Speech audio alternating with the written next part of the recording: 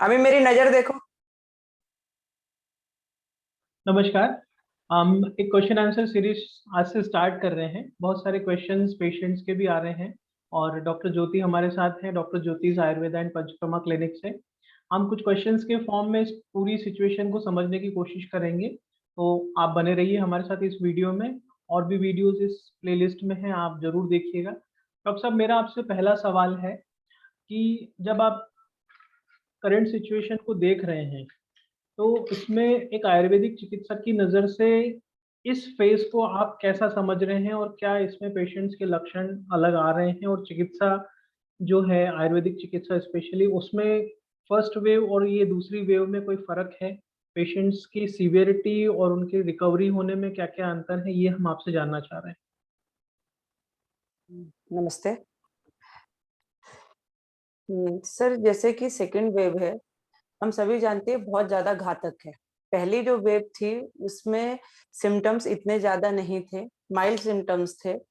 तो उसका काम सिर्फ आयुर्वेदिक काढ़ा लेके या छोटी मोटी दवाइयां लेके हो गया था। लेकिन अब हमें ज्यादा सतर्क रहने की जरूरत है। आयुर्वेद के हिसाब से जो अभी तक मेरे पेशेंट्स में मैंने देखा है, या तो पेशेंट डायरेक्ट किसी कोविड पेशेंट के कांटेक्ट में आए हैं, या फिर उनके घर में किसी फैमिली मेंबर को हुआ है, उनकी केयर लेते हुए दूसरे लोगों को कोविड पॉजिटिव हुए हैं। तो मेरी आप लोगों से यही रिक्वेस्ट है कि लक्षण तो आ रहे हैं, हम उन पे ध्यान नहीं दे पा रहे हैं। लक्षण जैसे कि अभी बुखार है, हल्का बुखार बना हुआ है, या गले में दर्द है, या सर्दी खांसी है, तो हम लोग क्या सोच रहे हैं कि अभी मौसम वेरिएशन हो रहा है, उसमें सर्दी खांसी बुखार हो रहा है। तो सब मौसम तो बदल ही रहा है, ऋतु संधि चल रही है, लेकिन ये सिम्टम्स कोरोना के ज्यादा देखने में आ रहा है। तो सबसे पहले जांच कराने की बजाय कि कोविड पॉजिटिव हैं कि कोविड निगेटिव हैं, उसके लिए हम सेकेंडरी काम करेंगे। पहले जो लक्षण हमारे शरीर में आया है, बुखार है, सर्दी खांसी है, कमजोरी है, या इस किसी भी प्रकार का जो लक्षण है, उसके लिए आप सबसे पहले मेरे से कांटेक्ट करें या फिर किसी भी आयुर्वेदिक चिकित्सक से संपर्क साधें, और उसके लिए आयुर्वेदिक दवाइयां स्टार्ट करें। जैसे बुखार का ही एग्जांपल लेती हूँ, ज्यादातर जो अभी लक्षण आ रहा है वो बुखार आ रहा है। तो बुखार के लिए तुरंत आप लोग क्रोसिन ना लें, मेरी ये आप लोगों से प्रार्थना है। क्योंकि क्रोसिन क्या कर रही है, जैसे जो डब्ल्यूबीसी हमारी बॉडी में है, जो कि हमारे इम्यून रिस्पॉन्स के लिए रिस्पॉन्सिबल है, तो क्रोसिन बुखार तो उतार दे रही है, लेकिन साथ साथ दूसरी चीजों को भी अफेक्ट कर रही है। आयुर्वेदिक ज्वर हर दवाइयां जो हैं, वो आपके ज्वर को तो उतारेंगी, और उसके साथ साथ आपके जो बॉडी की रिस्पॉन्ड मैकेनिज्म है उसको अफेक्ट नहीं करेंगी।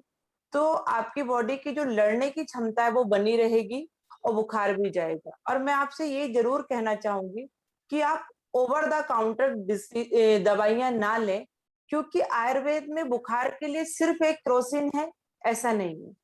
आयुर्वेद में बुखार के लिए बहुत सारी दवाइयां हैं।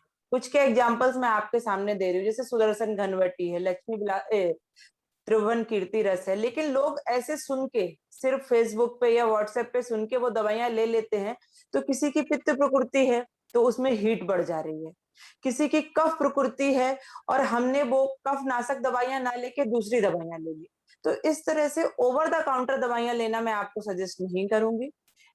जैसे मैं आयुर्वेदिक चिकित्सक हूँ, ऐसे पूरे देश में सब जगह आयुर्वेदिक चिकित्सक है। आप उनसे कांटेक्ट करिए, आपके लक्षणों को डिस्कस करिए, फिर आपकी प्रकृति के हिसाब से जो दवाइयां सही हैं आप वो लीजिए।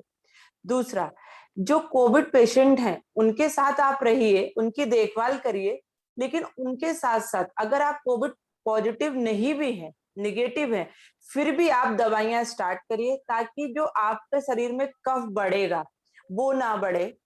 कफ आपके शरीर, आयुर्वेदिक दवाइयों का रोल क्या रहता है कि जो हमारे शरीर में ज्यादा कफ बन रहा है तो वो उसको भी कम करेंगी। बाद में क्या हो रहा है कि वही कफ पेशेंट बाहर ना निकाल पात के उसके फेफड़ों में जमा रह रहा है, उसकी वजह से सेचुरेशन डाउन होता है। फिर हम ऑक्सीजन की रिक्वायरमेंट पड़ जाती है, वेंटिलेटर की, क्योंकि लंग्स रिस्पॉन्ड नहीं कर रहे हैं। तो अगर आपको कोविड पॉजिटिव नहीं भी है लेकिन पेशेंट के कांटेक्ट में है, आपके फैमिली मेंबर की केयर कर रहे हैं, तो आप जरूर आयुर्वेदिक दवाइयां प्रोफाइलेक्टिकली स्टार्ट कर दीजिए। ये मेरी आप लोगों को सजेशन है। बाकी सिंपल जो मेजर्स है वो आप सभी जानते हैं, गर्म पानी पीना है, स्टीम लेना है, वो मैं बार-बार रिपीट नहीं करूँगी, वो सबको जानकारी है। जी डॉक्टर साहब, बहुत अच्छी जानकारी आपने दी। लेकिन मेरे यहाँ पे कुछ सवाल आपके डिस्कशन से निकले हैं। जैसे कि आपने कहा कि क्रोसिन ना लें, लेकिन क्रोसिन तो फर्स्ट लाइन ऑफ डिफेंस है जिसमें कि फीवर को कंट्रोल करने के लिए है।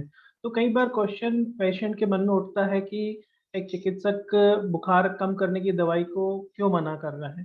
दूसरा मैं आपसे ये जानना चाह रहा हूँ कि आयुर्वेदिक दवाइयाँ क्या सीधे-सीधे कोरोना वायरस पे असर करती हैं या वो बॉडी को डिफेंड या उसको हेल्प करती हैं इन सब कंडीशन से लड़ने के लिए?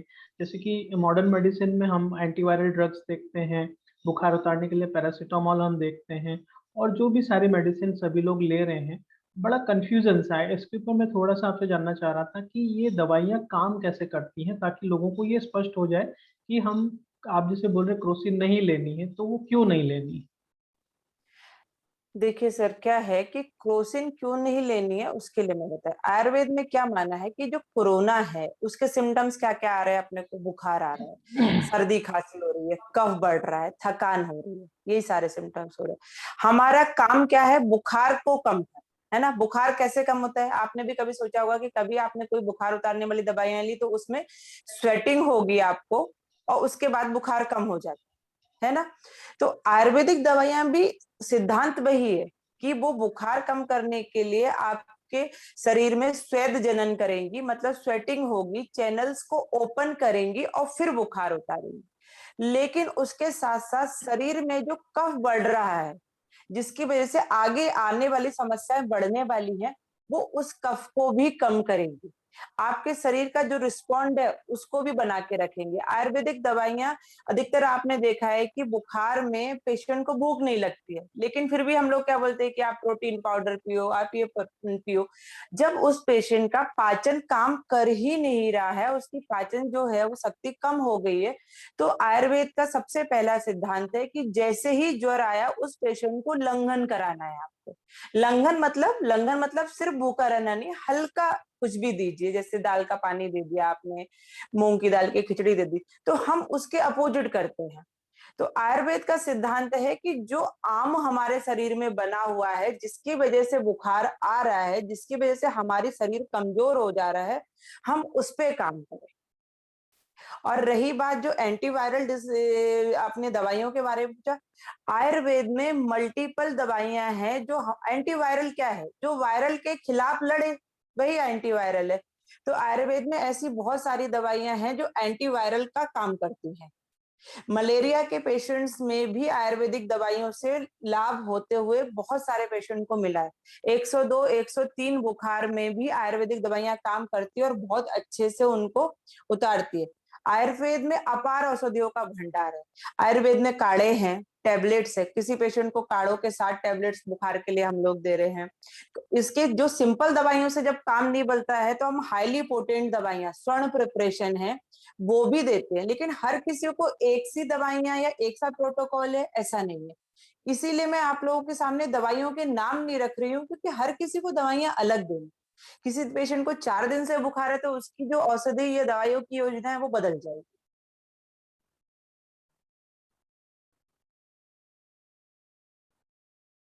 जी डॉक्टर साहब, धन्यवाद। दूसरा यहाँ पे हम जानना चाह रहे थे आपसे कि जो आपने कफ की बात करी है, तो आम भाषा में कफ मतलब बलगम, बट आयुर्वेद में वात, पित्त, कफ तीनों चीज़ों को बहुत ही डिटेल समझा है और शायद यही सिद्धांत है आयुर्वेदिक चिकित्सा का। तो जो कोरोना काल में आपने जो कफ का वर्णन किया है, इस बारे में हमें थोड़ा-सा और बताइए? सर आपने सही बोला, आम लोग जो बलगम है उसे ही कफ समझते हैं। तो वो जो कफ बलगम है वो एक प्रकार का कफ है। आयुर्वेद में ऐसे 5 प्रकार के कफ बताए गए हैं।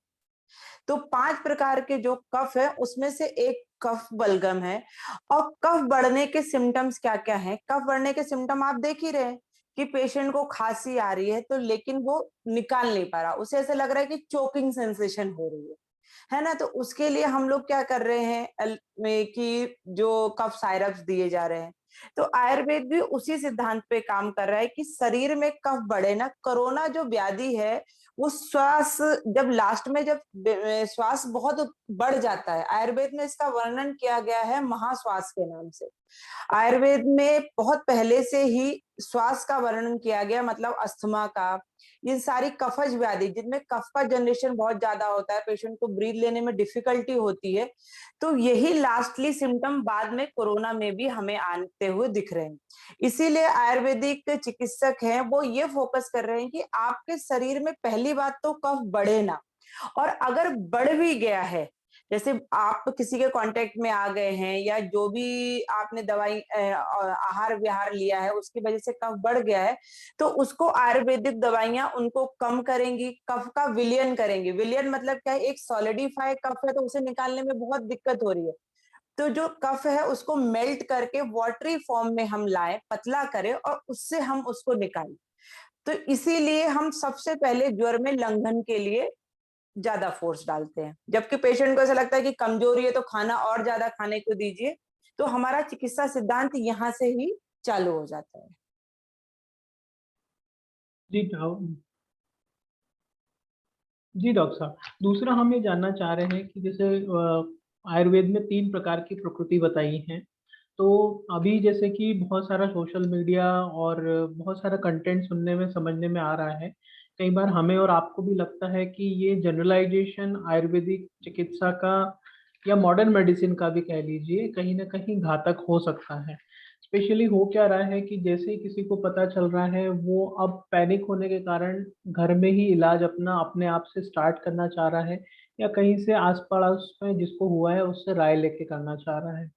तो इस सिचुएशन में एक आयुर्वेदिक डॉक्टर वातज पित्तज कफज जो हमारी प्रकृति है उसके हिसाब से कोरोना के ट्रीटमेंट में किस तरह से अपनी ट्रीटमेंट प्लानिंग कर रहा है, और ऐसा क्या है जो कि हमें डॉक्टर की सलाह से ही लेना है, ऐसा क्यों जरूरी है कि दवाइयां हमें सिर्फ डॉक्टरी सलाह पे ही लेना है, उस बारे में आप हमें बताइए। देखिए सर, आयुर्वेदिक दवाइयां जो हैं वो प्रकृति के हिसाब से दी जाएं तो ज्यादा फायदेमंद है। कि अभी पहले फर्स्ट वेव में भी आपने सुना था कि जो काढ़ा लोगों ने पिया था, काली मिर्च, लौंग, तेज पत्ता, तुलसी, दालचीनी, इन सब चीजों का, तो कुछ पेशेंट को तो वो काढ़ा बहुत फायदेमंद था, है ना, और कुछ पेशेंट को उस काढ़े से पूरे शरीर पे दाने हो गए थे, बर्निंग मिक्सचुरेशन हो रहा था, उनके शरीर में हीट बढ़ गई थी। अब वो जो काढ़ा था, वो काढ़ा कैसा था, उष्ण था, तीक्ष्ण था, मतलब वो स्ट्रॉन्ग काढ़ा था, गर्म था। तो जो लोग, जो प्रकृति जिनकी कफज प्रकृति थी, उनके लिए तो वो काढ़ा अच्छा काम करा, क्योंकि उसने उनके शरीर में कफ को कम करा और पित्त को बढ़ा दिया। लेकिन जिन लोगों की प्रकृति पित्तज थी, उन लोगों को उस काढ़े के एडवर्स इफेक्ट देखने को मिले, उनके मुंह में छाले हुए, बर्निंग मिक्सचरेशन हो गया, बहुत सारी स्किन डिसीज प्रॉब्लम्स होने लगी। इसीलिए यहाँ पे ये राय दी जा रही है कि बिना प्रकृति या बिना डॉक्टर की सलाह के आप दवाइयों का प्रयोग ना करें।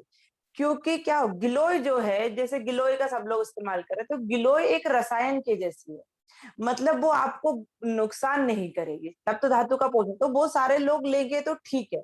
लेकिन उसके अलावा जो ओवर द काउंटर लोग दवाइयां खरीद रहे हैं वो प्रकृति के हिसाब से लें, और अपनी, क्या उन्हें एक्चुअल में उतनी स्ट्रॉन्ग दवाइयों की या उतनी पोटेंट दवाइयों की जरूरत है, सबसे बड़ी बात ये है।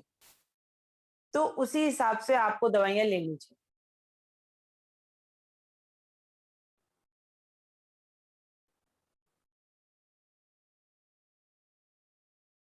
जी धन्यवाद डॉक्टर साहब। बुखार की जो चर्चा हो रही है इस प्रश्न में, उसमें मैं और जानना चाहूंगा कि तरह तरह के पेशेंट्स के कॉल आ रहे हैं आपके पास भी, और उसमें अलग अलग पैटर्न्स के हिसाब से बुखार देखने को मिल रहा है। किसी को सर्दी के साथ हो रहा है, मतलब ठंड देख के हो रहा है, और उनकी भी एंटीजन जो टेस्ट है वो पॉजिटिव आ रही है। कुछ पेशेंट्स के आपके एक्सपीरियंस के माध्यम से हमें ये समझाने की कोशिश करें कि आम लोग जो फीवर सबसे पहला एक लक्षण दिखने को मिल रहा है और कमजोरी के साथ साथ, तो उसको जो वेरिएशन है, कई बार पेशेंट्स अपने आप को कंफ्यूज हो जाते हैं। जैसे कि एक पेशेंट का कॉल था और मैं था सुन रहा था आपकी बातें, जिसमें उसने कहा कि मुझे तो ठंड दे के बुखार आया है, मुझे कोरोना नहीं शायद मलेरिया होगा, तो वो एक निश्चिंतता की तरफ था। बट जब जांच हुई तो उसमें वो पॉजिटिव पाए गए और फिर आपने उनकी चिकित्सा करी। तो ऐसे क्या क्या पैटर्न्स देखने को मिल रहे हैं इस कोविड 2 की जो ये जो सेकेंड वेव है इसमें, उस बारे में जरूर बताएं, ताकि लोग ये भ्रम में ना रहें कि हमें शायद कोरोना नहीं है, हम किसी के कांटेक्ट में आए। देखिए अभी ये भी समझ में आ रहा है कि हल्का सा इसका ट्रांसमिशन एयर में भी है। बंद कमरों में या जो बंद जगह है वहां पे अगर कोई व्यक्ति पास आउट होके निकला है, किसी ने वायरस स्प्रेड किया है, तो जो थोड़ी देर बाद वहां पे जा रहा है उसको ये लग रहा है। पहले जैसा ड्रॉपलेट इन्फेक्शन नहीं है जो कि एक बड़ी बूंदों में था, कफ में था, खांसने खिकारने में था। क्योंकि ऑलमोस्ट 99% लोग मास्क लगा के चल रहे हैं, फिर भी देखने में आ रहा है कि फैमिली मेंबर्स में ही स्प्रेड हो रहा है। तो एक को हुआ तो सबको हो रहा है, ऐसा देखने में आ रहा है। तो इस बारे में भी बताइए, और जो बुखार का है उस बारे में भी हमें कुछ अपने। देखिए सर, इसमें क्या है कि जो कुछ पेशेंट्स कंप्लेन कर रहे हैं कि ठंड लग के बुखार आ रहा है, कुछ लोगों को माइल्ड फीवर ही। अभी मेरे खुद के पेशेंट्स हैं जिनको ठंड लग के बुखार आया है, तो उसमें उन लोगों को क्या डाउट हुआ कि मलेरिया है, लेकिन नहीं, पॉजिटिव, कोरोना पॉजिटिव निकले। आयुर्वेद में क्या है सर, जो बुखार है इसका बहुत विस्तार से वर्णन है। आयुर्वेद में बताया गया है कि धातुगत ज्वर क्या है, मतलब अगर रस धातु पे ज्वर है तो बुखार का पैटर्न क्या रहेगा, उसको क्या क्या सिम्टम्स आएंगे। रक्त धातु पे है, मांसो धातु, जैसे जो सप्त धातुआं आयुर्वेद में बताई गई हो उनके हिसाब से ज्वर के लक्षण बताए गए। तो हर पेशेंट का जो ज्वर है वो अलग अलग है, और उसी धातु गतत्व को देखते हुए इनकी जो चिकित्सा है वो हमें अपनानी है। कुछ पेशेंट है जिनको बहुत हल्का सा बुखार है, और उनकी जांच कराने पे उनके कोविड के साथ साथ उनको टाइफाइड भी पॉजिटिव आ रहा है। तो इनका जो माइल्ड ज्वर है, जिसकी हिस्ट्री लॉन्ग है, पेशेंट को पहले से ही लग रहा था कि मुझे बुखार है, बाद में कोविड भी पॉजिटिव आया, तो इनकी चिकित्सा पद्धति एकदम अलग हो जाती है। तो इसीलिए आयुर्वेद में ये बताया गया है कि लक्षणों को समझना, उसके हिसाब से चिकित्सा करना बहुत ज्यादा आवश्यक है। और कितने दिनों तक चिकित्सा चलेगी, अब मेरे एक पेशेंट का मैं आपको बताना चाहूंगी, जिसका ज्वर 15 तारीख को, उसने 15 अप्रैल को मेरे से डिस्कस किया था कि उसको फीवर और ये सारी चीजें आई थी, तो मैंने उसकी चिकित्सा स्टार्ट करी, और उसका ज्वर उतरने में 4 दिन लग गए। मतलब जो पहले फीवर 200, 102, 102 इसके 5-6 स्पाइक आ रहे थे, फिर ग्रेजुअली वो कम होते गए, 100 पे आए, 100 के 2 स्पाइक आने लगे, और अभी पिछले 3 दिन से पेशेंट को फीवर नहीं है, सिम्टम्स में भी सारा आराम है। तो सिर्फ ऐसा नहीं है कि अगर एलोपैथिक अवेलेबल नहीं है या बेड अवेलेबल नहीं है तो आप असहाय अनुभव करें। आपको बस आपको प्रॉम्प्टली किसी ना किसी आयुर्वेदिक चिकित्सक से संपर्क साधना है और अपने हिसाब से दवाइयां स्टार्ट करवानी है।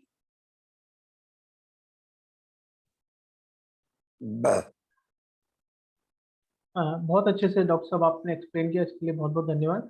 लेकिन मेरा सवाल अभी भी यही है कि जैसे कि आयुर्वेद में ज्वर को किस तरीके से मैनेज किया जा रहा है। जैसे आपने अपने एक पेशेंट का भी चर्चा करी, ऐसे पेशेंट्स भी हैं जो 10-10, 12-12 दिन से उनको माइल्ड फीवर बना हुआ है और एकदम से उनका सेचुरेशन डाउन हुआ है और उन्हें फिर हॉस्पिटल जाना पड़ा। तो कहीं ना कहीं लोग गलतफहमी में भी हैं कि जो फीवर है वो हल्का है और हम कंट्रोल कर सकते हैं। तो इस तरह की सिचुएशंस में हम कैसे, आप उनको, अपने पेशेंट्स को आप कैसे ट्रीट कर रही हैं, वो हमें बताइए। सर बेसिकली हम अभी जो आपसे मैंने बेसिकली हम आपसे ये जानना चाह रहे हैं कि आम जनता आयुर्वेदिक मेडिसिन पे क्यों विश्वास करे या क्यों ले। क्या उनमें ऐसी खासियत है जो उनकी मदद कर पाएगी? क्या उनकी वे ऑफ वर्किंग है?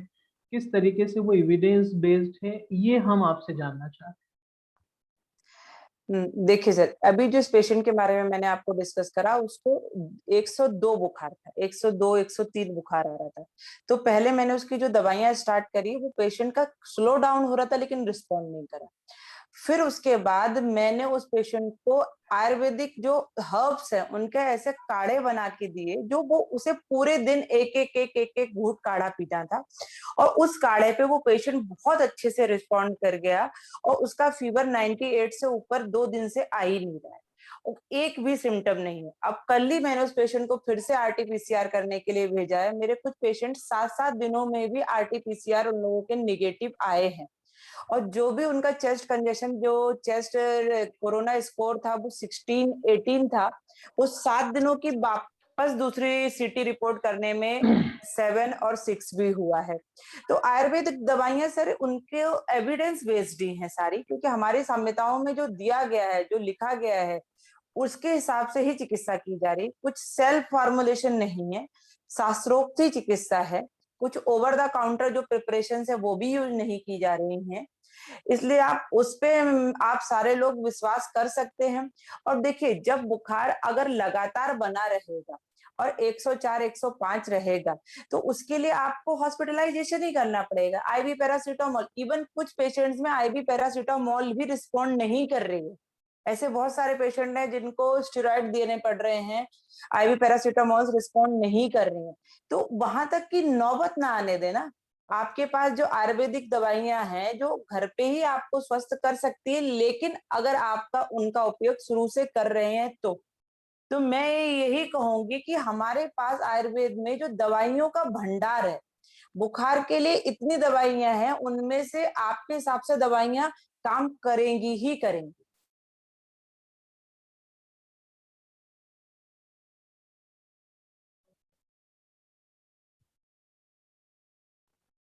जी बहुत बहुत धन्यवाद, आपने इतने विस्तार से हमें सब सवालों का जवाब दिया। तो ये पहला क्वेश्चन था जिसमें हमने कोरोना से रिलेटेड बेसिक इंफॉर्मेशन शेयर करी है, बुखार के बारे में हमने बात करी है, कुछ हद तक हमने ये जाना है कि आयुर्वेदिक मेडिसिन किन प्रिंसिपल्स पे काम कर रही है और उनके पीछे का एविडेंस क्या है। धन्यवाद। नेक्स्ट वीडियो में हम और एक टॉपिक ले रहे हैं, ये छोटे वीडियोस बनाने की कोशिश कर रहे हैं। आप नेक्स्ट वीडियो को ऊपर दिए गए बॉक्स को क्लिक करके देख सकते हैं।